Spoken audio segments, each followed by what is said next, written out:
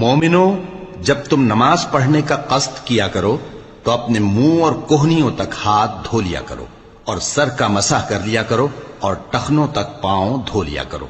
और अगर जनाबत की हालत में हो तो नहाकर पाक हो जाया करो।